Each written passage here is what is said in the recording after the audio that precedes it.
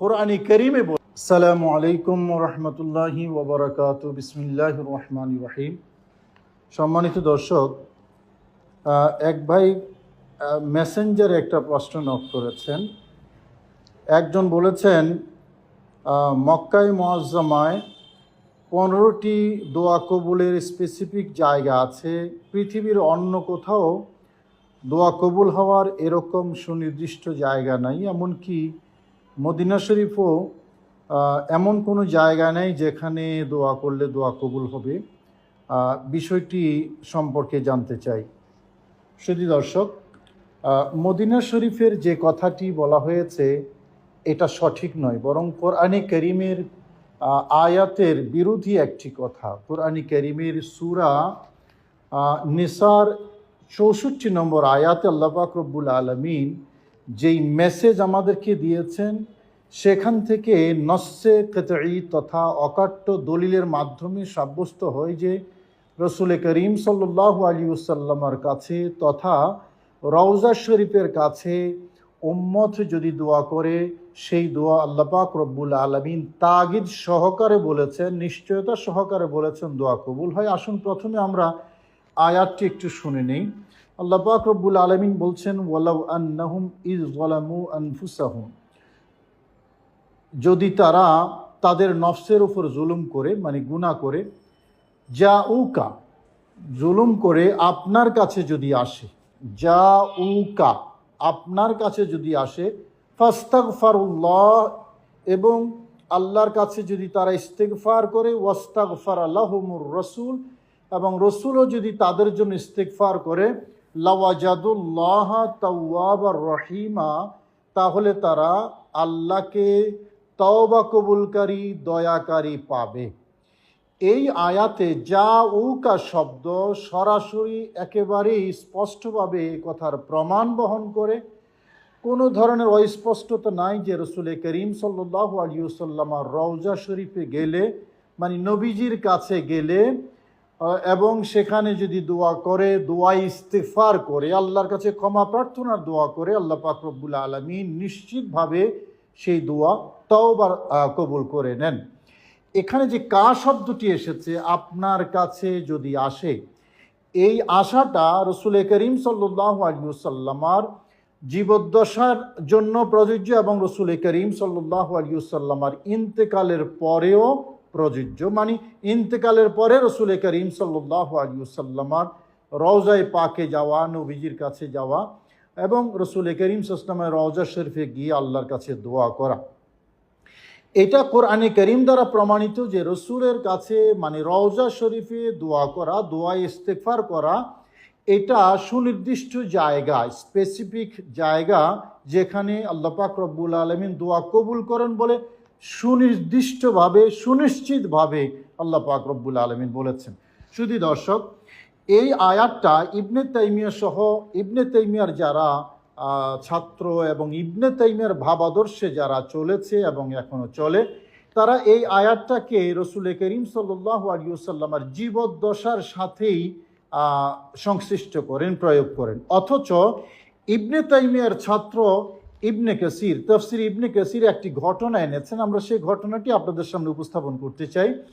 এবং এই ঘটনাটি শুধু তাফসির ইবনে কাসির নয়, পৃথিবীর ইতিহাসে শত শত তাফসিরের মধ্যে এই ঘটনাটি এসেছে। হযরত আলী রাদিয়াল্লাহু তাআলা থেকে বর্ণিত হয়েছে এবং তাফসির ইবনে কাসিরের ইমাম বাইহাকি রহমতুল্লাহ সহ অসংখ্য হাদিসের ইমাম, তাফসির ইমাম এই ঘটনাটি বর্ণনা করেছেন। রসুল করিম সাল্লাল্লাহু আলাইহি ওয়াসাল্লামের ইন্তেকালের পরে 3 দিন পরে, হযরত আলী রাদিয়াল্লাহু তাআলা আনহুর বর্ণনায় 3 দিন কথা আছে, 3 দিন পরে একজন গ্রামের লোক, গ্রাম্য লোক এসেছেন। এই হলো তাফসির ইবনে কাসির। তাফসির ইবনে কাসির, শুধু দর্শক, ওয়াকাদ যাকারা জামাআতুম মিনহুম শেখ আবু নসর ইবনে সাব্বাগ ফি কিতাবি শামিল আল হিকায়াত আল মাশহুরা আনিল উতবি ক্বালা কুনতু জালিসান ইনদা কবরিন নবী সাল্লাল্লাহু আলাইহি ওয়াসাল্লাম ফাজাআহু আরাবিয়ুন। উতবি বলেন যে আমি রসুল করিম সাল্লাল্লাহু আলাইহি ওয়াসাল্লামের মাজারে পাক রওজা শরীফের কাছেই বসা ছিলেন। ঠিক সেই সময়ে একজন গ্রামের লোক এসেছেন, এসে বললেন, ফাকাল আসসালামু আলাইকা ইয়া রাসূলুল্লাহ, বললেন আসসালামু আলাইকুম ইয়া রাসূলুল্লাহ, রাসূল করিম সাল্লাল্লাহু আলাইহি ওয়াসাল্লামকে সালাম দিয়েছেন। তারপরে বললেন যে সামিউতুল্লাহ ইয়াকুল, আমি শুনেছি আল্লাহ পাক রব্বুল আলামিন বলেছেন ওয়ালাউ আন্নাহুম ইযলামু আনফুসাহুম জাউকা, মানে এই আয়াতটা ওই গ্রাম্য লোকটা বললেন যে আমি শুনেছি আল্লাহ পাক রব্বুল আলামিন এই আয়াতে আমাদেরকে আহ্বান করেছেন আপনার কাছে আসার জন্য এবং ইস্তেগফার করার জন্য। রসুল ইস্তেগফার করবেন, আল্লাহ দোয়া কবুল করবেন। ওয়াকাদ জিতুকা, ওই গ্রাম্য লোক বলছেন ইয়া রাসূলুল্লাহ, আমি আপনার কাছে এসেছি মুস্তাগফিরান লিযামবি, আমার গুনার ইস্তেগফার করার জন্য, মুস্তাশফিআন বিকা ইলা রব্বি, আপনাকে শফি মেনে আমার রবের কাছে, অর্থাৎ আপনাকে সুপারিশকারী মেনে রবের কাছে, আপনি রবের কাছে আমার পক্ষে সুপারিশ করবেন এটা বিশ্বাস করে আমার গুনাহ মাপ চাওয়ার জন্য আমি আপনার কাছে এসেছি।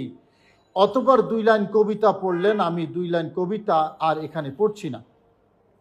তারপরে এ কথা বলে ওই গ্রাম্য লোকটা চলে যাচ্ছেন। উতবি বলেন সুম্মান সরাফাল আরাবি ফাগালাবাতনি আইনি, ওই গ্রাম্য লোকটি চলে যাচ্ছেন, অতঃপর আমার ঘুম এসেছে। ফারাইতুন নবী সাল্লাল্লাহু আলাইহি ওয়াসাল্লাম ফিন নওম, আমি রাসূল করিম সাল্লাল্লাহু আলাইহি ওয়াসাল্লামকে ঘুমে স্বপ্নে দেখেছি। নবীজি বলছেন ইয়া উতবি ইলহাকিল আরাবিয়া, হে উতবি তুমি ওই আরবির কাছে ওই গ্রাম্য লোকটার সাথে মিলিত হও, ফাবাশশিরহু, এবং তাকে সুসংবাদ দাও, আন্নাল্লাহ কাদ গাফারা লাহু, আল্লাহ পাক রব্বুল আলামিন তাকে ক্ষমা করে দিয়েছেন। শুধু দর্শক, আয়াতের বিষয়বস্তু এবং ইবনে কাসির সহ মুফাসসিরিন মুহাদ্দিসিন এই ঘটনাটির সাথে যদি আমরা মিলিয়ে দেখি তাহলে একেবারে স্পষ্ট প্রমাণ রাসূল করিম সাল্লাল্লাহু আলাইহি ওয়াসাল্লামের রওজা শরীফ দোয়া কবুলের জায়গা, এবং এটা কোরআনে কারীম দ্বারা প্রমাণিত। শুধু দর্শক, এই ঘটনাটাকে ইবনে তাইমিয়া এবং তার ভাবাদর্শ যারা, তারা এটাকে মুনকার বলেছে, কিন্তু ইবনে কাসির কিন্তু এটাকে মুনকার বলেনি। ওলামায়ে কেরাম এই হাদিসটাকে গ্রহণ করেছেন এবং এই হাদিস দ্বারা দলিল দিয়েছেন। শুধু দর্শক, আমরা আরও 2-1টা রেফারেন্স এখানে দিতে চাই।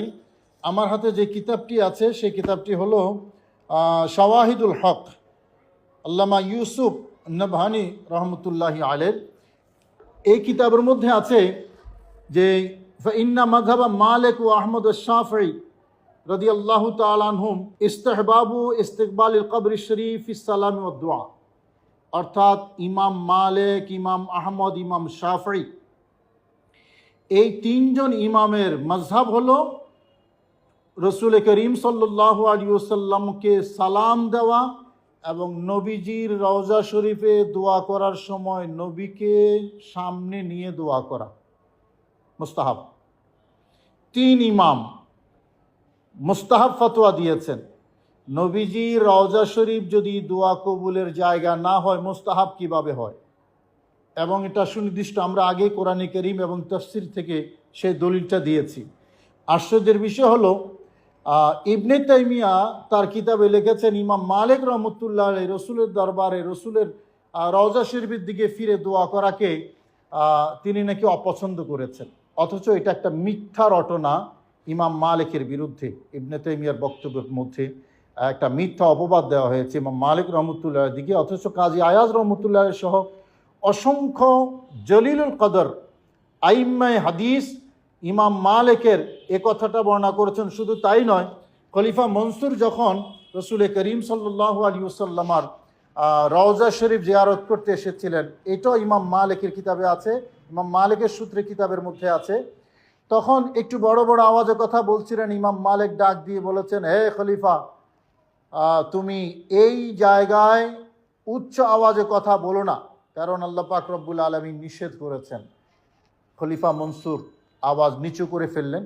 এবার ইমাম মালিককে জিজ্ঞেস করছেন যে হে ইমাম মালিক, আমি কি রসুলের রওজা শরীফের দিকে মুখ করে দোয়া করব নাকি কিবলার দিকে মুখ করে দোয়া করব?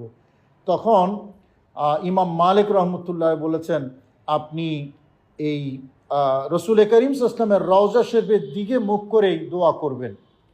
দোয়া করার কথা বলেছেন ইমাম মালিক, ইমামুল আইম্মা, ইমামুদ্দারিল হিজরা, ইমাম মালিক রহমতুল্লাহ আলাইহি। দোয়া করার সুনির্দিষ্ট জায়গা যদি না থাকে, এত বড় একজন হাদিসের ইমাম বলছেন আপনি রসুল দোয়া করবেন, শুধু দোয়া করবেন না, রসুল করিম সাল্লাল্লাহু আলাইহি ওয়াসাল্লামের দিকে মুখ ফিরিয়ে আপনি দোয়া করবেন। এই ঘটনাটাকেও ইবনে তাইমিয়া মিথ্যা রটনা বলেছে, অথচ কাজী আয়াজ রহমতুল্লাহ আলাইহি সহিহ সনদে ঘটনাটি বর্ণনা করেছে। আগে বলেছিলাম ইবনে তাইমিয়া সেরকম অনেক কথাই বলে। শুধু দর্শক, এই যে শাওয়াহিদুল হক কিতাবের মধ্যে যে কথাটি আরও আছে যে নাকালাহু ফিশ শিফা আন ইবনে ওয়াহাবিন আন মালিক, ইমাম মালিক থেকে ইমাম কাজী আয়াজ রহমতুল্লাহ শিফা শরীফে বর্ণনা করেছেন, ইয়া সাল্লামান নবী সাল্লাল্লাহু আলাইহি ওয়াসাল্লাম ওয়াদাআ, যখন রসুল করিম সাল্লাল্লাহু আলাইহি ওয়াসাল্লামকে সালাম দেবে এবং দোয়া করবে ইয়াকিফু ওয়াজহাহু ইলাল কবরে, তখন রসুল করিম সাল্লাল্লাহু আলাইহি ওয়াসাল্লামের রওজা শরীফের দিকে মুখ করে দোয়া করবে।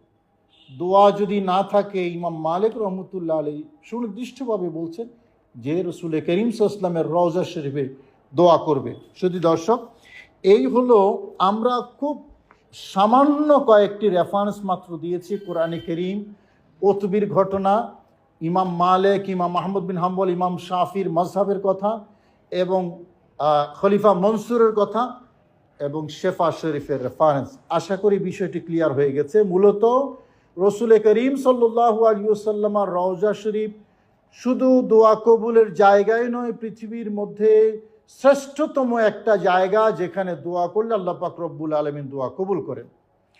মক্কায় মুআজ্জামায় দোয়া কবুলের জায়গা আছে, কোনো সন্দেহ নেই।